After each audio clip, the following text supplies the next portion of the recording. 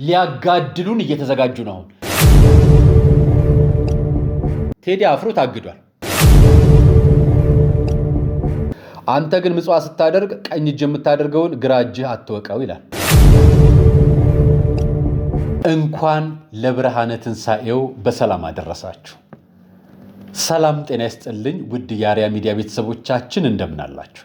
በያላችሁበት ሰዓት አቆጣጠር እንዳላችሁበት ሁኔታ ሰላማችሁ ብዝት ይበል ማለት ፈልጋለሁ። በዓል እንዴት አለፈ? ጥሩ ነበር አይደል? እግዚአብሔር ይመስገን። እመቤታችን ቅድስተ ቅዱሳን ትመስገን። ከክፉ ነገር በሙሉ ታረቃችሁላችሁ። ጻድቃን ሰማዕታት ቅዱሳን ሁሉ ይጠብቋችሁ ይራዷችሁ። ዛሬ መረጃዎች ይዤላችሁ መጥቻለሁ። ለእናንተ ይሆናሉ ያልኳቸው መረጃዎች ናቸው። በተለይ ከበዓል በኋላ አንዳንድ ደስ የሚሉ ፕሮግራሞችን ለእናንተ አቀርብላችኋለሁ። ያሳዘኑኝንም ነገሮች የማቀርብላችሁ ይሆናል።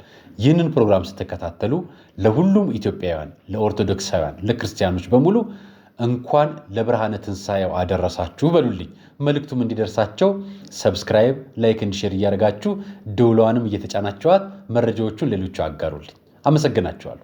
ይህን በማለት የዛሬን ፕሮግራሜን ጀምሬያለሁ። ከፋሲካ በኋላ ማለት ነው። ከዕለተ ፋሲካ ከትንሣኤው በኋላ ዛሬ ያያዝኩላችሁ ፕሮግራሞች የተወሰኑት እነዚህን ይመስላሉ፣ የምነግራችሁ ማለት ነው። አንደኛው ጳጳሱ አዋረዱ። የድሬዳዋውን ጳጳስ የድሬዳዋውን ምዕመን ማሳያቸው አንድ ጉዳይ ይኖረኛል። አያይዤ ደግሞ ስቅለቱ ያስደነገጣቸውንና ታሳያቸዋለሁ። ሌላኛው ከቴዲ አፍሮ ጋር ሰበር መረጃ ይዤላችሁ መጥቻለሁ። ቴዲ አፍሮ ሙዚቃ ሊያወጣ ነው። ሰበር መረጃ ደግሞ ዛሬ ሰምተናል። የሰማሁትን መረጃ አጋራቸዋለሁ። ከዚህም ጋር ተያይዞ አንዳንዶቹ በጾም ያሳለፉ የትንሣኤውን ምዕመናን በዘፈኑ ይደንሳሉ ብለሽ አትጠብቂ የሚል አሽሙር አዘል የፖለቲካ ቋንቋ ንግግሮች እየሰማን ነው። አድርሱለት ያለውን ደግሞ ፖለቲከኛውንም ዘፋኝ ይዤላችሁ መጥቻለሁ። አያይዤ የማቀርብላችሁ መረጃ ይኖረኛል። ከዚህ ጋር ከማያይዝላችሁ ጉዳይ ላይ የአክሱም ክርስቲያኖች ላይ የተከፈተውን ዘመቻ በተመለከተና እስልምና እምነት ወንድሞቻችን ደረሰብን ያሉትን በደል በተመለከተ ከዚህ ጋር እኔ የማውቀው ሚስጥር አለኝ፣ መረጃውን በማስረጃ አቀርብላችኋለሁ ያለንና ከእስልምና ወደ ፕሮቴስታንት እምነት ራሱን የቀየረውንና ራሱን ከዚህ በፊት ሰባኪ ኡስታዝ ነኝ ብሎ የሚያቀርበውን ወንድማችን አቀርብላችኋለሁ፣ መረጃውን በማስረጃ ማለት ነው። አርያ መካሻን ፕሮግራሙን አዘጋጅቼው ማቀርብላችሁ፣ አብራችሁኝ እንድትቆዩ ጋብዛችኋለሁ። ከመሸጋገሪያ በኋላ እንገናኝ።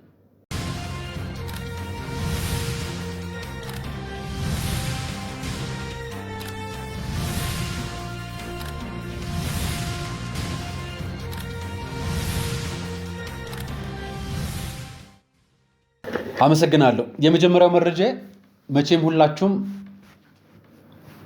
በ650 ብር ስጋ አልበላችሁም አይደል? ወይስ በልታችኋል?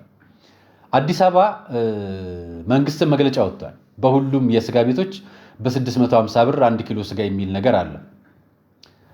እኔ በጣም ደስ ያለኝ ነገር ልንገራችሁ። በጣም ብዙ አንገታቸው ላይ ክር ያሰሩ ኦርቶዶክሳውያን በጣም ብዙዎቹን ነው የምነግራችሁ። እማቃቸውን ምግባባቸውን ብዙ ሰው ተሰልፎ ሊሆን ይችላል። እኛ የተቀበልነው ስጋ የክርስቶስ ስጋና ደም ነው ብለውኛል ብዙዎቹ። እና በዚህ በትንሣኤው በዓል ማለት ነው በጣም ብዙ ቤተክርስቲያን በጣም ብዙ የቤተክርስቲያን ቤተ መቅደሶች ውስጥ ብዙ ወጣቶች የክርስቶስ ስጋና ቅዱስ ደሙን ሲቀበሉ አይቻለሁ።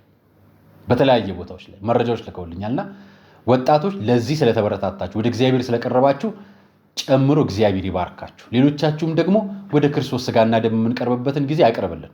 ንስሐ መስጠት፣ አባቶች ጋር መታዘዝ፣ ቤተክርስቲያንን ማነጽ፣ ሰው መስራት ላይ ወደፊትም የምንቀጥል ይሆናል። ከዛ ጋር አያይዤ በስቅለቱ ከድሬዳዋ አንድ ቪዲዮ ደረሰኝ። በጣም የሚያሳዝን ደስ የሚል ቪዲዮ። ያው የስቅለት እኛም እንሰግዳለን አይደለም፣ ወደ ቤተክርስቲያን እንገባ የለም። ሌሎቹም ጋር አይቼ ነበርና እስቲ ከበዓል በኋላ ቀርበላችሁ ያልኳቸው ከዝናብ ከወጨፈው ጋር እየታገሉ እንዲሰግዱ ነበር ወንድሞቻችን። ተመልከቷቸው።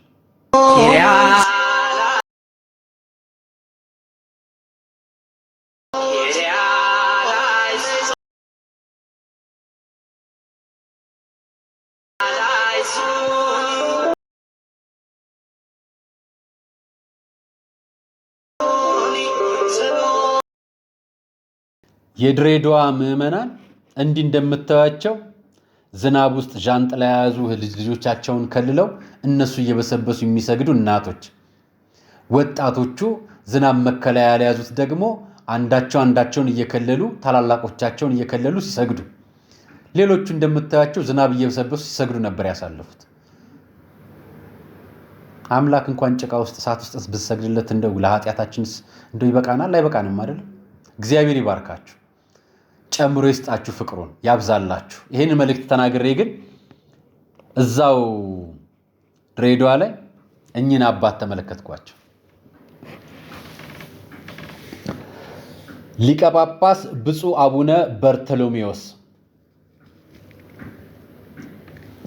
በምታያቸው ሁኔታ ፎቶአቸው ላይ ርኅራኄያቸው ጎልቶ ወጥቶ አዋርደውናል። ያዋረዱን ርኅራኄያቸውን በ200 ብር ለኔ ቢጤ እየሰጡ ፎቶ ተነስተው አዋረዱን።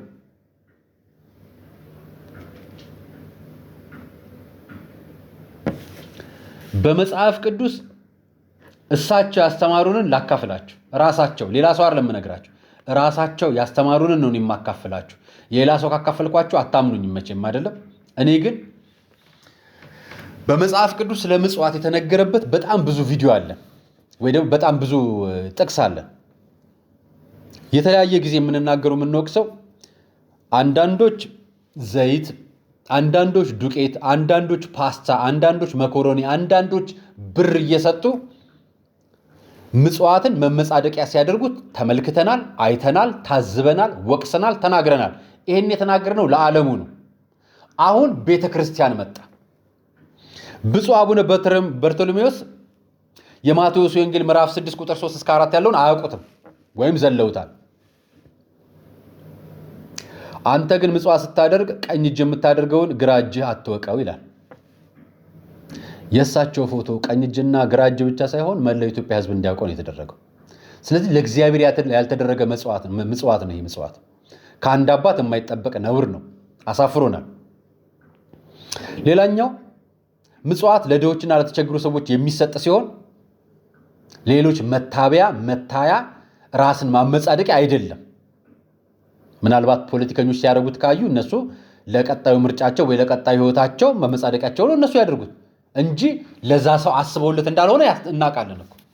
ስለዚህ አንድ ዓለማዊ ሰው ያንን ሲያደርግ ዓላማና ግብ አለው፣ ለራሱ ፍላጎት ነው ያደርገው። አንድ አባት ግን ሲያደርገው ለምንድን ነው ያደረገው?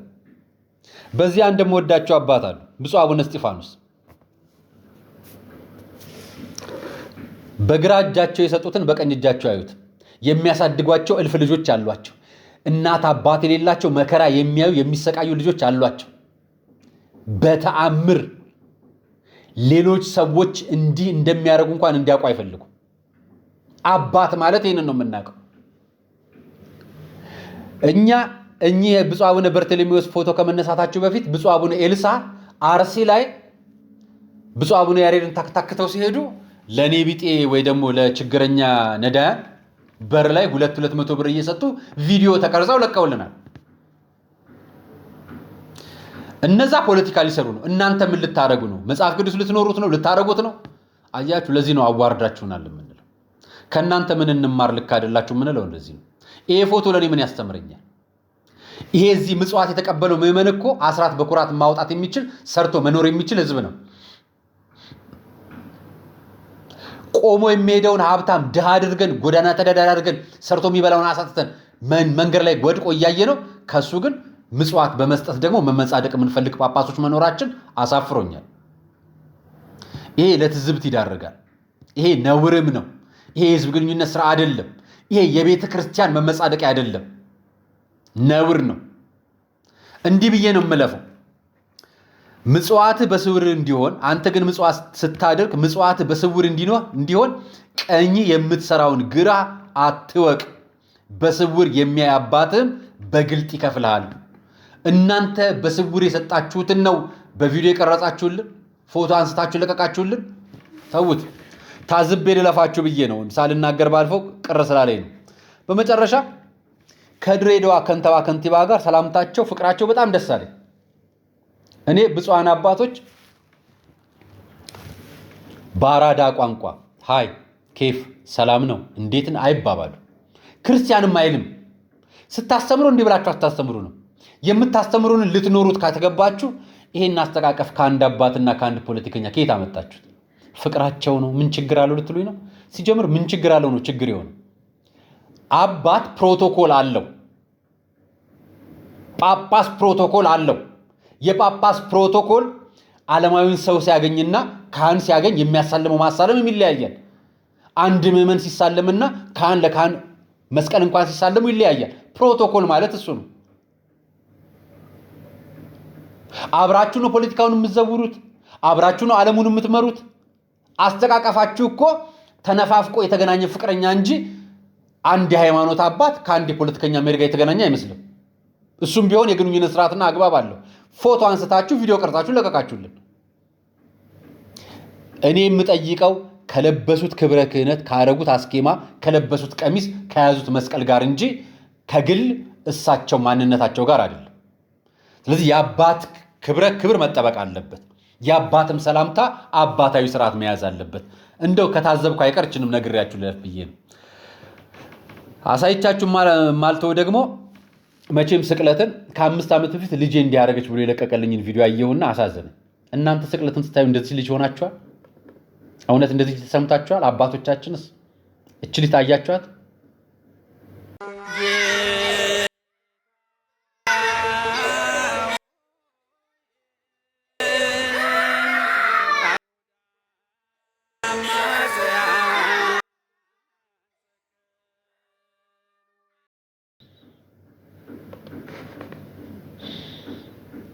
ክርስቶስ ሲሰቀል እንዴት አለቅሳለች በቪዲዮ አይታ።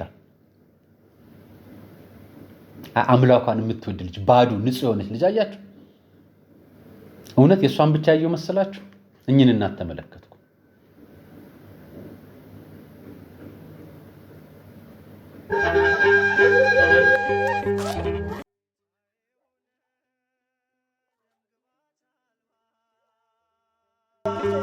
ጀርባው በጅራፍ የኔን መገረፍ ክብራህ ለበሰኝ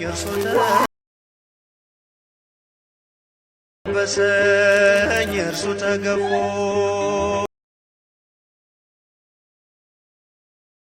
ተጠምዶ ጌታ እነኚህ ናቸው ምዕመናን፣ እኔና እናንተ አይደለንም። እነኚህ ናቸው የእግዚአብሔር የእውነተኛ ልጆች። የአምላካቸው ያዳኛቸው የፈጣሪያቸው ሞት ለኛ ኃጢአት በደል መሞት እንዲህ አልቅሰው ተንገብግበው የሚኖሩ ልጅና እናትን አያችሁ አይደል? እነኚህን ነው እናትና አባቱንን የምንመራው አባቶቻችን። ለነኚህ ነው አባትነት የተቀመጠ ነው። ለነኚህ ነው ምጽዋት እየሰጠን በእግዚአብሔር ላይ የምንመጻደቀው። ይሄ ነው የካህን ክብረቱ። እነዚህን ምዕመናን መጠበቅ፣ ፍቅራቸው ማብዛት፣ የዋህነታቸው መጨመር፣ ለሀገርም ለሕዝብም ለራሳቸው እንዲሆኑ ማድረግ ነው። በምጽዋት የሚመጻደቅ አባሳ ያሳፍረኛል። ክርስቶስ እኮ በእኛ ኃጢአት ነው ለእኛ ብሎ ሞቶ ያዳነን አይደለ? ለእኛ ብሎ እኛን ወዶ ለእኛ ተገርፎ ለእኛ ተሰቃይቶ ለእኛ አልቅሶ ለእኛ ችንካር ተቸንክሮ አጥንቱ እስኪቆጠር ተገርፎ 6666 ጅራፍ ተሸክሞ አስኬማ በአናቱ ላይ የሸዋ አስኬማ አክሊል ጭነውበት እነሆ ንጉሥ ብለው ዘብተውበት ኮምጣጤና ሐሞት አጥጥተውት። እሱ እኮ ነው የኛ አምላክ። እሱ እኮ ነው እኔና እናንተን ይሰራል። እኛ የምንመጻደቀው እሱ ላይ ነው። እኔን ሊያድን መጥቶ ነው የመጻደቃለሁ አይደል? ይቅር ይበለን። የእናቶችና የልጆችን ፍቅር የሚያይ አምላክ እኛን በደለኞቹን ኃጢአተኞችን ይቅር ይበለን። መመጻደቃችንም ትተን እንመለስ። ይሄ መልእክቴ ነው፣ የዛሬው መንፈሳዊ መልእክቴ። ከዚህ አስከትዬ የማቀርብላችሁ ነገር የቴዲ አፍሮ ጉዳይ ሰበር መነጋገሪያ ሆኗል። ዛሬ ማለት ነው። በምን እንዳየሁት ላሳያችሁ። ዛበሻ ወጣው፣ አህዱ ሚዲያም እንዲህ ብሎ ለቀቀው። የቴዲ አፍሮ ድምፅ እንደገና ታፈነ።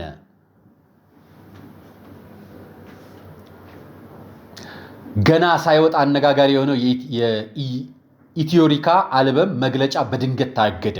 መግለጫው ታገደ አለ። በሚሊዮኖች ዘንድ በከፍተኛ ጉጉት ሲጠበቅ የነበረው የቴዲ አፍሮ አዲስ አልበም ኢትዮሪካን አስመልክቶ ዛሬ ማክሰኞ ሚያዝያ 6 ቀን 2018 ዓ.ም ሊሰጥ የነበረውን ጋዜጣዊ መግለጫ ባልታሰበ ሁኔታ ታግዷል። ከታማኝ ምንጮች እንዳገኘነው መረጃ ከሆነ ቴዲ ይህንን ታሪካዊ መግለጫ ከተለያዩ ሚዲያዎች ጋር ሆኖ በቀጥታ ለማስተላለፍ ከአርቲስት ቲቪ ጋር ስምምነት ተፈራርሞ ነበር። ሆኖም ግን በሚመለከታቸው አካላት በጣቢያው ላይ በተጣለ ድንገተኛና ጥብቅ እገዳ ምክንያት የቀጥታ ስርጭቱ ሙሉ በሙሉ ሊሰረዝ ችሏል። ገና አንድም ዘፈን ሳይለቀቅ ይህን ያህል ከፍተኛ ውጥረትና መነጋገሪያ የፈጠረው ኢትዮሪካ ምን ሚስጥር ይዞ መጥቶ ይሆን የሚለው ብዙዎች ጥያቄ ሆኗል። ተጨማሪ አዳዲስና የተረጋገጡ መረጃዎች እንደደረሱን በፍጥነት እናደርሳለን ይላል። እኔ በጣም ብዙ ኢትዮጵያውያን በተለያየ እምነት ውስጥ ያሉት ቴዲ አፍሮን ግጥሞቹን ሲያደንቁ ሲወዱ አውቃለሁ፣ ሰማለሁ። ለምን መነጋገሪያ ሆነ አልኩና በኋላ ላይ ምን ግራ እንደገባኝ ታውቃላችሁ? ሌሎች ዘፋኞች ወጥተው ሁል ጊዜ ስንጩ የነበረው በተለይ በፋሲጋ ቀን፣ በገና ቀን፣ በጥምቀት ቀን፣ በአዲስ ዓመት ቀን፣ በመስቀል ቀን ዋዜማን ጠብቃችሁ ሲጾም የነበረውን የቤተ ክርስቲያን ምዕመን የሆነውን ልጅ ወደ መጠጥ ቤትና ወደ ጭፈራ ቤት አትውሰዱት እያለን ስንጮህ ቆይተን እግዚአብሔር ይመስገን አሁን ብዙ ምዕመንም እየሰማ ነው። እንደዚህ ፕሮግራም የሚያዘጋጁ ሰዎችም እያቆሙት ነው። እኛም እየተናገርን ነው። ያው ፊት ለፊት ወተን ስለምንናገር እኛ ራሳችን እንደ ጻድቅ እየቆጠርን አለ ልንስተካከል ስለሚገባ ነው።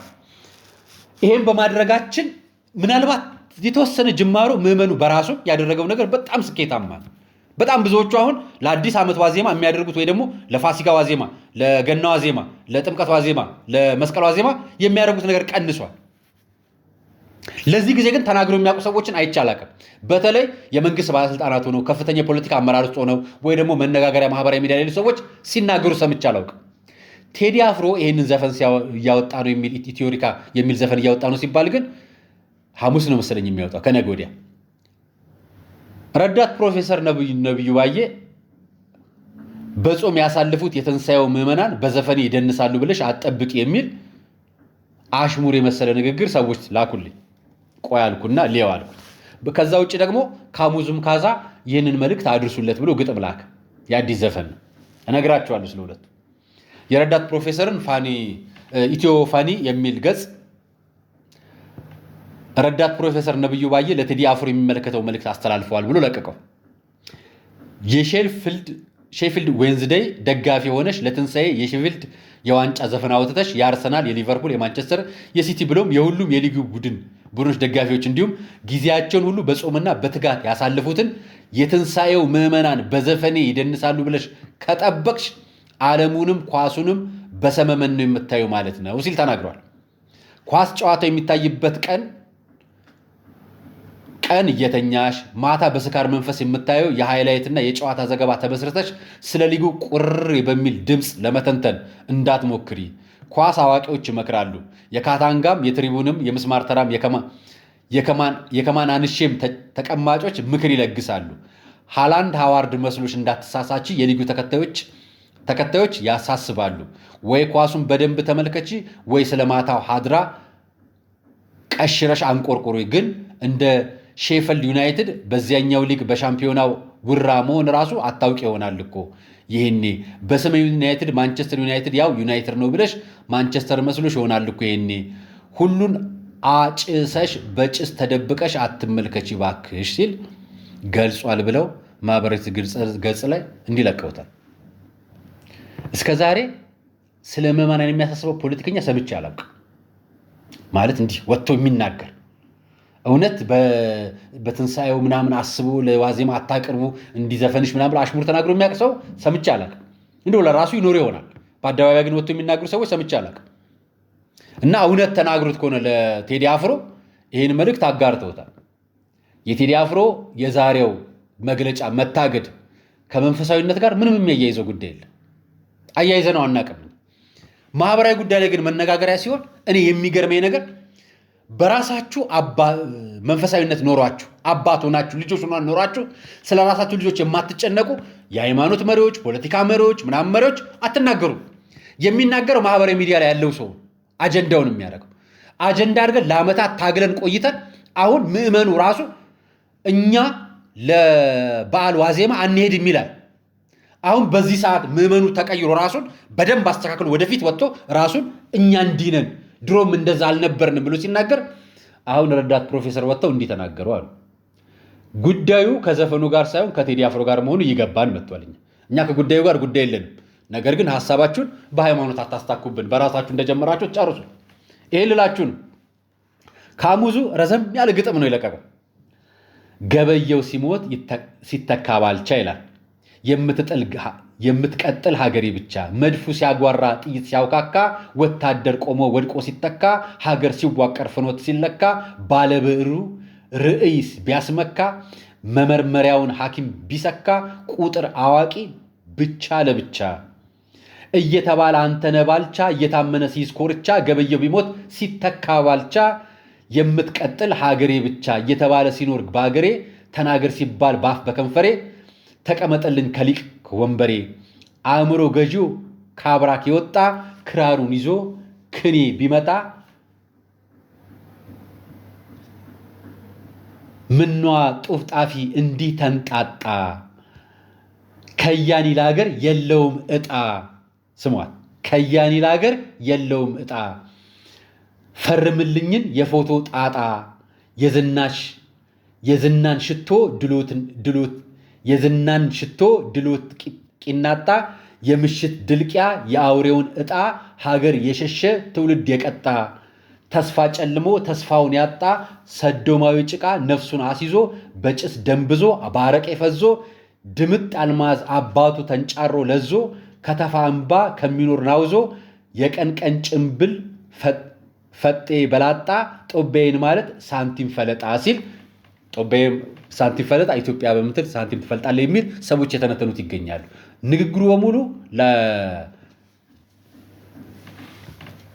አፍሮ እንደሆነ ነው የሚናገሩት። እኔ አንድ ነገር ልንገራችሁ። ፈርምልኝ የፎቶ ጣጣ የዝናን ሽቶ ድሎት ናቂጣ የምሽት ድልቂያ የአውሬውን ዕጣ እያለ ይህን ሁሉ ተናግሮ በጭስ ደንብዞ ባረቄ ፈዞ የምትለው ቃል ነብዩ ባዬ እዛ የተናገራትን ነገር አንብቤላችኋለሁ አይደል? ሱስሽን ይዘሽ የምትል መልእክት አላት ውስጧ። የነብዩ ባዬ ሁሉን አጨሰስ በጭስ ተደብቀሽ የሚላት መልእክት ጋር ትመሳሰላለች። እና ይመስለኛል አሁን መንግስት ውስጥ ያሉ ይመስለኛል አይደል? ሁለቱም የመንግስት ምናምን መሰሉኝ እና እንትና ተወዳዳሪ ነው ይመስለኝ ካሙዙ ካሳ ረዳት ፕሮፌሰር ነብዩ ባንክዬ እንኳን ረጅም ጊዜ በስልጣንም ተቀምጠዋል። እና ሁለቱም ግን ተመሳሳይ ነገር እንደሚያደርግ እየነገሩት ነው። ወይ ደግሞ ጭስ ታጨሻለሽ ምናምን ሱስ አለብህ ምናምን የሚል መልእክት ተመሳሳይ ለሆነ ሰው መልእክት እንደሚተላለፍ ይገባልና የቀን ቀን ጭምብል ፈጤ በላጣ ጦቤይን ማለት ሳንቲም ፈለጣ ይህስ ይቅርብልኝ ብሎ ቢወጣ አሽሽ አጢሶ ሰሪ ከመንቀፍ በቀን ቀን ቅን መንገድ ኪኒ ቢሰለፍ ምነው ጡፍ ጣፊ እንዲህ ተንጣጣ ከማላቀስ በቀር ከማልቀስ ዕጣ ለአገር ቀን በቀን ለተስፋ ይምጣ። መልእክቱን መጨረሻ ላይ አድርሱለት በዜማ በቅርብ ቀን ብሏል። አሁን በሙዚቃና በፖለቲከኞች መካከል ሽኩቻ ተጀመረ። እኛ ደግሞ ሰላማችሁ ይብዛ፣ ለሁላችሁ ሰላማችሁ ይውረድ። ዋናው መነጋገሪያው ምንድነው? ቴዲ አፍሮ ሙዚቃ ላይ ወጣ ስል ዛሬ ታገደ መግለጫው ታግዷል። ከዛ በኋላ ደግሞ የፖለቲከኞች የተነሱ ደግሞ ማህበራዊ ሚዲያ ላይ አጀንዳ ከፍተዋል። አቤል ሙሉጌታም ከዚህ በፊት ሲባል ነበር እሱ መንፈሳዊ ሆኛለሁ ብሏል። ፕሮቴስታንት ነበር፣ የቃለ ሕይወት ልጅ ነኝ፣ መጀመሪያ ሙሉ ወንጌልን ያሳደገችኝ ብሏል። እዛው ቀጥሏል። አሁን ማህበራዊ ሚዲያ ላይ መነጋገሪያ ሆኗልና አይ ቲንክ ቴዲ አፍሮ ሲያወጣ የግጥሞቹ የስንኞቹ ምናምን ነገሮች ኢትዮጵያዊነትና ሀገራዊነት እንዳላቸው ሁሉም ኢትዮጵያ ያምናል። ሁሉም ኢትዮጵያ ዘፈን የሚወደውም የማይወደውም ቢሆን ያምንበታል። ነገር ግን ዘፈኑ መዝሙር ነው ብለን አናቅም፣ የቤተ ክርስቲያን መዝሙር ነው ብለን አናቅም፣ ብለንም አንናገርም። ስለዚህ ዘፈን ነው፣ ሀገራዊ ዘፈን ነው። እሱን ሁላችሁም እንደምትቀበሉት አይ ቲንክ ካሙዙ ማቀናበር ትቶ ይመስለኛል አሁን ፖለቲከኛ ላይ ገብቷል። ግን ትችት ተጀምሯል። እንደው ልንገራችሁ ብዬ ነው፣ ቴዲ አፍሮ ታግዷል እንድታውቁት ዛሬ መግለጫው። ስለዚህ ሐሙስ ዕለት ደግሞ በራሱ ዩቲዩብ ቻናል ሙዚቃው እንደሚለቅ ተነግሯልና ብዙዎች የሚያሳስባቸው ስለ ግጥሙ ነገር ነው። የዘፈኑ ርዕሶች ወጥተዋል። ከ1 እስከ 12 ያሉት ነው እስከ 8 ያሉት ግጥሞች ርዕሶቹ ሲወጣቸው ደም ምናምን የሚልም እንዳለው ሰምቻለሁ። እንግዲህ አብረን የምንሰማ ይሆናል። ነገሩን የዘፈን አልሰማም አይደል? ተነግሩ፣ ግጥሙን ላኩልኝ ብቻ አደራችሁ። ሌላኛው የአክሱም ጉዳይ ነው። አክሱም መጽሐፍ ተቀደደ፣ በተለይ የቁርአን መጽሐፍ ተቀደደ። ሰግደው ሲመጡ መስጊድ ወይ ከመስገጃ ቦታ ሰግደው ሲመጡ ረብሻ ተነሳ የሚል ነገር ማህበራዊ ሚዲያ ላይ መነጋገሪያ ሆኗል። እችን ስቅለቷን ስናሳልፍ ትንሳኤን ስናሳልፍ ለመረበሽ የምትፈልግ ነገር ነች ብዬ ያስኩትና በዓሉን ያሳልፍ ከጨረስኩ በኋላ ልይ ብዬ ነው የተመለከትኩት ትላንትና።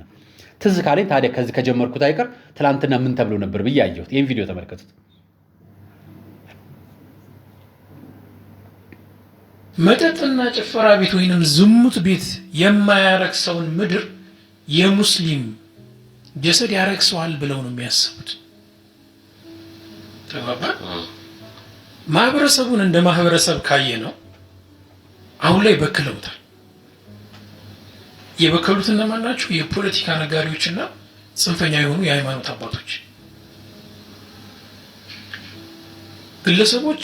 አይ ቲንክ 6 ቀበሌ ወይንም እንደዛ መሰለኝ ባለሳሳት አክሱም ላይ ያለው በእነዚህ 6 ቀበሌ ውስጥ ሁሉም ባለሀብቶች ወይንም ሰው ካለው ቤት ላይ 2 በ2 ወይም 3 በ3 የሆነች ክላስ መስጊድ አድርጎ ነው የሚጠቀመው። ጁምዓ ቀን እንዳየው ፀሐይ እየገረፈው ዝናብም ካለ ዝናብ እየዘነበበት ነው ጁምዓውን የሚሰግደው። በሳምንት አንዴ ነው እንደነገርኩ ማይክ የሚጠቀም የማህበረሰብ 13 መስጊድ አለው አክሱም ላይ ተብሎ ይወራል። መስጊድ እየተባለ ያለው አሁን ያለንበትን እቺና 3 በ3 ወይ 2 በ2 የምትሆን ክላስ አታውቅም። 10 ሰው እንኳን መያዝ የማይችል መስጊድ ነው። ሰው ከራሱ ንብረት ላይ ቆርጦ የሰጠውን መስጊድ አለው ተብሎ የሚወራው ያ አክሱም ላይ አንድ የጤና እክል የነበረበት ቄስ ነበረ መምህር። ከዛ ምን ይላቸዋል? ሞቷል ይሄ ቄስ በህይወት የለም። ከዛ እናንተ ሰዎች ለሙስሊሞች እኮ አንድ መስጊድ አንድ ቦታ ላይ አንድ መስጊድ እንዲሰሩ ብትፈቅዱላቸው ኖሮ በየቦታው ሰው የራሱን ቤት መስጊድ እያደረገ አክሱም ላይ መስጊድ ባልበዛ ነበረ። ከዛ አንድ ቦታ አንድ መስጊድ ከሰጠናቸው አንድ ቦታ ላይ ነው የሚሰበሰቡት፣ ለመጨረስም ይመቸናል ብሎ የተናገረው ንግግር አለ። መልእክቴን እንደማመጣላችሁ ይሄ ሰውዬ አክሱም ላይ ጤና የሌላቸው ቄስ፣ ሰማችሁኝ? ጤና የሌላቸው ቄስ የተናገሩት ነገር ነበር እና ለሙስሊሞች አንድ ቦታ ቢሰጣቸውና ሲጀምር ጤና የሌላቸው ቄስ ቪዲዮ አሁን ደግሞ ሞተዋል የሉም፣ ቪዲዮ የላቸው፣ ማስረጃ የላቸው፣ ትርክት እየተሰራ ነው። ይሄ መሰራት የጀመረው ዘንድሮ አይደለም፣ ረጅም ጊዜ ነው። ለምን ሙስሊሞች እዛ አልኖሩም? ለምን እዚህ ኖሩ? ለምን እዛ ቦታ አይፈጠሩም? አይመለከተንም። መንግስት የሃይማኖት እኩልነት ብሎ በህገ መንግስት አንቀጽ 27 ያጸደቀው መረጃ አለ ለሁሉም የሃይማኖት እምነት ተቋማቶች። ማንም የራሱን እምነት ማመን፣ የማምለካ ስፍራ መጠየቅ፣ የማምለካ ስፍራ ከመንግስት መቀበል የራሱ መብት አለ። የትኛውም እምነት አሁን እቺ ተመጣና የራስን ፈቃድ ለማስፈቀድ ኦርቶዶክስ ጋር መምጣት፣ ቄስ ጋር ትመጣላችሁ። አንደኛው ትክክል ያልሆነው ነገር ግንባታው የትላንት የዛሬ አይደለም። ዛሬ እንደዚህ ጠፋ የተባለው ጉዳይ አጀንዳ ብቻ ይምሰላችሁ። እንዴት እንደሆነ የሚነግረን ሰው ደግሞ አመጣላችኋል። እቺ ታሪክ ትንኮሏ ቀድማ ነው የተሰራችሁ። በነገራችን ላይ ችግር የለም የሚል እምነት ኖሮኝ ያውቅ። መስጊድ ሄዶ ይቃጠል፣ ቁርአን ያው ለምን ለኔ መጽሐፍ ቅዱስ አይቀደደብኝ እንደምለው አይነካብኝ እንደምለው ቤተክርስቲያን ትከበር እንደምለው መስጊዳቸው የሚከበር ይሄ መብታቸው። ይሄንን ስንል ግን የእናንተ መስጊድ መከበር ከኦርቶዶክስ መሰደብ ጋር መያያዝ የለበት። ያ የእናንተ መብት አይደለም፣ የእኛም መብት አይሆንም። የራሳችን ለማስከበር ሙስሊሞችን መናገር አይጠበቅብንም። ሙስሊሙ ጤነኛ ያልሆነ ሰው የሞተ ሰው ነበረ እንዲህ ተናግሮ አልፎ ነበር ብዬ ታሪክ መፍጠር አይፈልግም። ይሄ ትርክት እየፈጠረ ነው። ይሄ አደገኛ አካሄድ ነው። እችን አካሄድ እንደምትመጣ አላሳያችሁ። ኢጃብና ኒቃብ በምትል ጉዳይ አጀንዳ ተነስታ ከትግራይ ክልል መንግስት ጋር ሰፊ አጀንዳ ተደርጓል። እዛ ያሉ በቤተ ክርስቲያን ስርዓት መተዳደር ያቃታቸው ቅዱስ ሲኖዶስ እምቢ ያሏቸው አልታዘዝ ያሉ ጳጳስ ነኝ ያሉ የተቀመጡ ሰዎች የሚናገሩት ንግግር እንደ ኢትዮጵያ ኦርቶዶክስ ተዋሕዶ ቤተክርስቲያን አድርጎ መናገር ወንጀል። ለዚህ ማመጣላችኋለሁ። ይህንን ጉዳይ በምን ላሳያችሁ መሰላችሁ? በዚህ ጉዳይ የመንግስት ባለስልጣን እንዲህ አይነት ምላሽ ሰጥተው ነበር። ሂጃብ እኮ አልተከለከለም። እኔ እኮ ሂጃብ ለብሼ አይደለም ቁጭ ያልኩት እዚህ። ማንም አይከለክለኝ። ሙስሊም ሆኖ በአመራር ደረጃ ያሉ ሴቶች በሙሉ እኮ ሂጃባቸውን አላወለቁም። የኔ ችግር ካልሆነ በስተቀር መንግስት አልከለከለኝም በፍጹም። ችግሮች ሊኖሩ ይችላሉ። በግለሰቦች ደረጃ ችግር ሊፈጠር ይችላል። መንግስት እየተከታተለ እያስተካከለ ነው ያለው። ስለዚህ ሂጃብ በህግ ደረጃ የተከለከለ አይደለም። ግን ደግሞ አንዳንድ ታሳቢ የምናደርጋቸው ሁኔታዎች ደግሞ ይኖራሉ። ከዚህ ከውክልና ጋርም እኮ ትልቁን ምክር ቤት እኮ ሙስሊም ነኝ እኮ እኔ እየመራው ያለው የምክር ቤቱ አፈ ጉባኤ ናቸው። ምክትል አፈ ጉባኤ እየነገርኳቸው በሂጃብ ደረጃ በኢትዮጵያ ላይ የምትነሳው አጀንዳ በሀገር አቀፍ ደረጃ ከሆነ የሚጠየቀው አሁን የኢትዮጵያ ኦርቶዶክስ ተዋሕዶ ቤተክርስቲያን መሬት ለመንግስት አይደለም የምትሰጠው፣ ከመንግስት ነው መሬት ጠይቃ የምትረከበው። እቺ ጉዳይ አጀንዳ ተደርጋ መውጫ እየሆነች ስለሆነ ላሳያችሁ ደግሞ ስለዚህ ጉዳይ አውቃለሁ የሚል ሙስሊም የነበረ አሁን ደግሞ ፕሮቴስታንት ጌታን ተቀብያለሁ ብሎ ወንጌላዊ ወይ ደግሞ የፕሮቴስታንት እምነት ተከታይ የሆነ ወንድም ስለዚህ ጉዳይ እንዲያንስቶ ይነግረናል። መጀመሪያ ያቀረብኩላችሁ ልጅ መነሻ አድርጉ፣ ስሙት። በአክሱም ከተማ ጽንፈኞች የአላህን ቃል በዚህ መልኩ ነው ያዋረዱት። ሙስሊሞች ጁማ አትሰግዱም በሚል ሙስሊሞችን ከመደብደብም ከማሰርም ንብረቶቻቸውን ከመዝረፍም አልፈው መስጂድን ሰብረው ገብተው በዚህ መልኩ ቪዲዮ ላይ እንደምትመለከቱት የአላህን ቃል አዋርደው ቀደው በታትነው ነው የወጡት። ይህ ሁሉ እንዲደረግ ደግሞ የከተማው ከንቲባና የህግ አካላት ከለላ ሰጥተው ነው ጽንፈኞቹ ይህንን ያደረጉት። አሁንም ድረስ በቅድስተ ማርያም ሆስፒታል የተጎዱ ወንድሞቻችን እዛ ነው የሚገኙት። የከተማው ከንቲባ አቶ ትክዑ ግን ሙስሊሞችን ለማሸበር ሙስሊሞች ለማሰቃየት ነው ቦታው ላይ የተቀመጡት። ይህን ወንድማችን እንደሰማችሁት ነው። በተደጋጋሚ እንደዚህ አይነት ኬዞችን ልክ በቦታው ኖሮ ነገሩን ሲያደርጉ በአይኑ ያየ እስከሚመስል ድረስ ነው እንደዚህ ያሉ ጉዳዮችን የሚያወራው። ይህን የሚያደርግበት ደግሞ ምክንያት አለው። እሱንና መሰል ሰዎች በየቦታው እንደዚህ ያሉ ረብሻዎች እንዲፈጠሩ የግል ፍላጎታቸው ስለሆነ ነው። ይህን ስራ የሚሰሩት በተጓዳኝ ሙስሊሞቹ ራሳቸው ናቸው። በተደጋጋሚ ነግራቸዋለሁ። ባለፈውም ተናግሬ ያለው አሁንም ድጋሚ ልናገር። እነዚህ ናቸው። ክርስቲያን ሆዳም ነው፣ ገንዘብ ይወዳል። ስለዚህ ገንዘብ እንሰጠውና ረብሻውን እሱ ይፈጥረዋል። ሲፈጥር ደግሞ የእውነት ገብቶ መስጊድ ውስጥ ነው ረብሻውን የሚፈጥረው። ከዛ በኋላ እኛ ደግሞ ተጠቃም ብለን የሚዲያ ሽፋን እናገኛለን። ከዛ በኋላ የተከለከልነውን ወይም ደግሞ ነፃነት የለንም ብለን የምናስባቸውን ነገሮች በሙሉ በህግ ፊት እንዲፈቀዱ እናደርጋለን። ኒቃብ መልበስ፣ መስጊድ መስራት፣ በየአካባቢው መስጊድ መስራት፣ የሚፈልጓቸውን ነገሮች ለማድረግ ማንቀሳቀሻ ይሆናል በሚል ሀሳብ ነው ድርጊቶቹን የሚያደርጓቸው። ይህን ደግሞ በተደጋጋሚ በየቦታው አድርገዋቸዋል። አንዳንድ ጊዜ ልጁም ተደረገብን በማለት ረብሻ ያስነሳሉ። አንዳንድ ቦታ ደግሞ ኒቃብ ተከለከልን፣ ሂጃብ ተከለከልን በሚል ረብሻ ያነሳሉ። አንዳንድ ቦታ ደግሞ መስጊዱን ራሳቸው እርምጃ ወስዱበትና መልሶ ደግሞ መስጊዶቻችን ላይ እርምጃ ተወስደዋል በማለት ደግሞ እንደዚሁ ደግሞ የሚዲያ ሽፋን ይሰራሉ። ይህን በመስራት የሚጠቀሙት ምንድን ነው ካላችሁኝ፣ ተጠቅተናል በማለት የሚዲያ ሽፋን አግኝተው የሚፈልጉትን ሀሳብ ለማራመድና በክርስቲያኑና በሌላው ማህበረሰብ ላይ የተሳሳቱ እርምጃዎችን ለመውሰድ ፍላጎት ስላላቸው እንዲሁም ደግሞ የሀባሽ ሙስሊሞችን ከመስጊድ ውስጥ ለማባረርና መስጊዶችን በሙሉ በነሱ ቁጥጥር ስር እንዲሆን ለማድረግ የሚሰሩ ስራ እንደሆነ እንድታስተውሉ ፈልጋለሁ። ይሄ ልጅ ከነዛ ሰዎች መካከል አንዱ ነው። በተለይ አህባሽ ሙስሊሞች የተለያየ ጥቃት እንዲደርስባቸው ድራማ መጠቀሚያ አድርጎ የሚወስዳቸው እነሱ ነው። ስለዚህ ባካችሁ ሙስሊሙ ማህበረሰብ በተለይ ደግሞ እምነታችሁን በትክክለኛው መንገድ የምታራምዱ ሙስሊሞች ልጆቻችሁንና ራሳችሁን ከእንደዚህ ያለ ክፉ ነገር እንዲጠብቁ ማሳሰቢያ መስጠት እፈልጋለሁ። ለማንኛውም በክርስቶስ ኢየሱስ ብታምኑ የዘላለም ሕይወት አላችሁ። በክርስቶስ ኢየሱስ ያላመነ ሁሉ አይድንም፣ የዘላለም። መሐመድ ይባላል። ሙስሊም ነበር፣ ኡስታዝ ነበር፣ ወይ ደግሞ የሙስሊም ሰባኪ ኢማም ነው የሚባሉት ነገር ነበር በፊት። አሁን ፕሮቴስታንት ሆኖ ወንጌላዊ አገልጋይ ነው። በማህበራዊ ሚዲያ እየወጣ ከቁርአንና ከመጽሐፍ ቅዱስ ጋር እያጣቀሰ ንጽጽር ይሰራል። እንግዲህ እየነገረን ያለው ውስጥ የነበረ ሰው ነው። ውጭ ያለ ሰው የማናቅ ሰዎች አይደለም። ውስጥ ያለ ሰው ነው የሚነግረን። የነበረ አብሯቸው ያለ የሚያውቅ ነው። እና ሆነ ተብሎ የተሰራ ነው። አክሱም ላይ አዲስ አጀንዳ የተከፈተው ሆነ ተብሎ ታቅዶበት ታልሞበት የተሰራ እንጂ ህብረተሰቡን ለማጋጨት እንጂ ለዚህ ብቻ አይደለም ብሎ ይነግረናል። አብዱል ጀሊል ሼህ አሊ እስከ መቼ ዝምታ ብሎ የለጠፈው ይህን ፎቶ እንደምታዩት ሲኖዶስ በዚህ ጉዳይ ላይ የመረጠው ዝምታ፣ የአክሱም ሙስሊሞችን በተመለከተ የሲኖዶሱ ይፋ አቋም ምንድን ነው?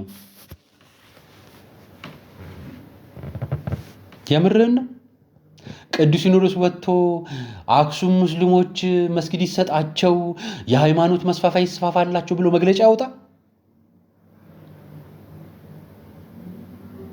ንገረን እስኪ።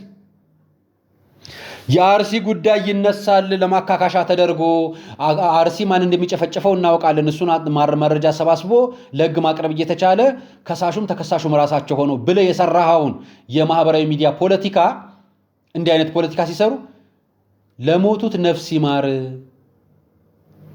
ስላላችሁ እናንተ ለአጋርነት እንደቆማችሁ ሌላው ደግሞ ለአጋርነት እንዳልቆመ ለማድረግ ትጥራላችሁ። እውነታችሁን ነው። ወለጋ ለተፈናቀለው ሙስሊም የተናገረው ኦርቶዶክስ ቤተክርስቲያን መስላኝ መስጊድ ሲጨፈጨፍ መግለጫ ያወጣችሁ ቤተክርስቲያን መስላኝ መስጊዱ ተቃጠለ ፈረሰ ተብሎ ትክክል አይደለም አይገባም ብላ መግለጫ የምታወጣው የሃይማኖት ተቋማትን የሚመሩት አባት እኮ ብፁዕ አቡነ ገርጎርዮስ ኦርቶዶክስ መስለው ሂጃብ ኒቃብን በተመለከተ ከመንግስት ጋር የምትከራከሩትን ጉዳይ አምጥታችሁ የኢትዮጵያ ኦርቶዶክስ ተዋሕዶ ቅዱስ ሲኖዶስ ምላሽ እንዲሰጣችሁ የምትፈልጉት ትግራይ መንግስትን ፈርታችሁት ነው? መናገር ስላልፈለጋችሁ ነው? የእናንተ ፖለቲካ ድሮም ትግራይ መንግስት ላይ ሳይሆን የእናንተ ፖለቲካ ቅዱስ ሲኖዶስ ላይ ነው። ምን አገባን? ምን እዛ ውስጥ አስገባን? የተጨፈጨፈው ቦታ ማስረጃ ካላችሁ መግለጫ ወጣችሁ መግለጫችሁ ላይ እናንተ የራሳችሁን ነገር ትቀልጣላችሁ። የሞተ ሰው ካለ ቤተክርስቲያን እንኳን እስልምና ኢትዮጵያ ውስጥ ላሉ ከኢትዮጵያ ውጭ ላሉ ሟቾችም ነፍስ ይማር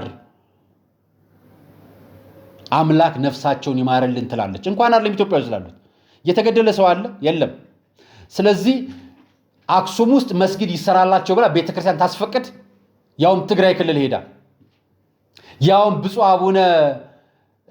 ብፁዕ ቅዱስ አቡነ ማትያስ ትግራይ ሄደው ቤተክርስቲያን ተዘግቶባቸው የፖለቲካ ሰዎች ብቻ መልሰው ሸኝቷቸው የመጡትን አባት ሄደው ትግራይ ክልል ላይ እንዲያደርጉ ፈለጋችሁ፣ መግለጫ ወጣችሁ። የትግራይ ወጣት ምን እንደሚላችሁ ልንገራችሁ፣ ይሁት ስሙት።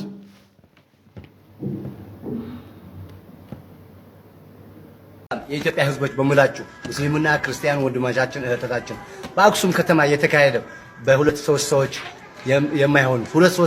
የማይሆኑ የተፈጠረው ጸብ ምክንያት በማድረግ ሁለታቸው ወንድሞች ነው። ወዳችሁ ጠላችሁ ሙስሊምና ክርስቲያን ተለያይተው አያውቁም። አንድ ነው። ከባለፈ ታሪካችን መማር እንችላለን። አሁንም በተቻለ ነገር ስለሚረግ ወይም ደግሞ ስለሚሻማገሉ ዝም ብላችሁ ጣልቃ እየገባችሁ ወደ ሌላ አቅጣጫ አትውሰዱ። ሁለታችሁ ሰማችሁ? እዛ ሁለት ሰዎች እርስ በርስ ጠባቸውን መታችሁ ጣልቃ ትግቡብን፣ ነገር አታባዙ፣ ነገር አታግንኑ እያላችሁ እዛው ከአክሱም ከትግራይ ነው የምነግራችሁ እኔ አይደለም። እና አክሱም ላይ የምትደረግ ቀጣይ አጀንዳ አለች ማለት ነው። ሁል ጊዜ በሰሜኑ አካባቢ ለምትፈጠር ነገር አጀንዳ በጣም የሚያራግቡ አካላት አሉ። በጣም በእውነት ሆነ ብለው እኛ መስጊድም ቸርችም ቤተክርስቲያንም ምንም እንዲሆን አንፈልግም።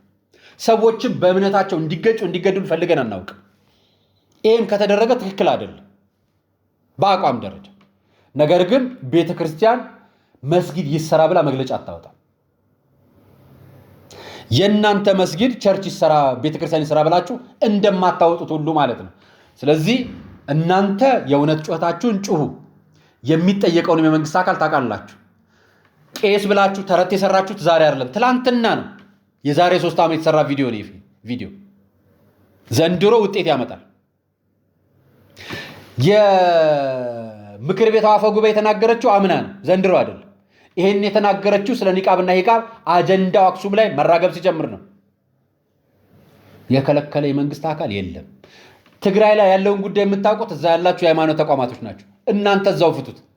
እዚህ ሲመጣ አጀንዳው የሃይማኖት ግጭት መፍጠሪያ ይሆናል። ለዚህ ማራግበው ብፁዕ ቅዱስ አቡነ ማትያስን አምጥተው ፎቶ ለጥፈው እና አብዱል ጀሊል አጀንዳ መነጋገሪያ ያደርጉታል። ከክርስቶስ ውልደት በፊት የነበረው የእስልምና እምነት የሚል መጽሐፍ ጽፎ ሰሞኑን የቢዝነስ ሰው ሆኗልና ፖለቲካና ቢዝነስ በጣም ታዋጣለች። ዞራችሁ ኦርቶዶክስ ላይ ከሆናችሁ ግን ውጤት ታመጣላችሁ። ዘመቻው በትራችሁን ከክርስቲያን ላይ አንሷት። ለምን ልነግራችሁ ነው። የራሳችሁን አጀንዳ ከክልሉ መንግስት ጋር ጨርሱ። እዛ ካለ ቄስም አይደለም እዛ ካሉ የመዋቅር አደረጃጆች ጋር እንኳን አይደለም እናንተ እኛ እዚህ ቅዱስ ሲኖዶስ ጋር ያለው አጀንዳ እንኳን ክፍት ነው እስካሁን አልተፈታልንም እኛ እንዲፈታ እንዲታረቁ እንፈልጋለን እና ቤተክርስቲያን ሄዳ አክሱም ላይ መሬት እንዳትፈጽም ቅዱስ ሲኖዶስ እንጠይቃላችሁ አቋማችን ምንም አይደለም አይመለከተንም ሌሎች ሃይማኖቶች ኢትዮጵያ ውስጥ ገብተው አማኛችን እንዲሰርቁብን አንፈልግም የመጀመሪያው ጥያቄ ስለዚህ አቋማችሁ ምንድነው አልከው ቤተክርስቲያን ምዕመናን ሁሉ ኢትዮጵያ ውስጥ ያለውን ምዕመን ሁሉ ኦርቶዶክሳዊና በእግዚአብሔር የሚያምን ታማኝ ለሕግ የሚገዛ ለእግዚአብሔር የሚታመን በመንፈስ ቅዱስ የሚመራ ንጹህ ህዝብ ነው ማስተዳደር የምትፈልገው እውነቱ ይሄ ከዚህ ውጭ አናቀምና አክሱም ላይ ቀጣይ ሴራ እያሴሩ ተዘጋጁ ክርስቲያኖች ሊያጣሏችሁ ነው ሙስሊሞች እዛ ያላችሁ ምዕመናኖች በሙስሊምናም በክርስትናም በፕሮቴስታንትም ያላችሁ ሊያጋድሉን እየተዘጋጁ ነው አሁን የሃይማኖት ጠሩነቱን ከዛው ካልተነሳ መፍትያ እናገኝም ብለው ጀምረውታል እኛ ደግሞ ምን ነግራችሁ ለሁሉንም እምነት ተከባብራችሁ ኑሩ ነው መልእክታችን የዛሬ ቆይታዬን ይመስላል አርያ መካሻ ነበርኩ ከትንሳኤ በኋላ ዛሬን ቀርቤ ይህን መረጃ አጋራዋችሁ ለነበረኝ ቆይታ አመሰግናለሁ ሰናይ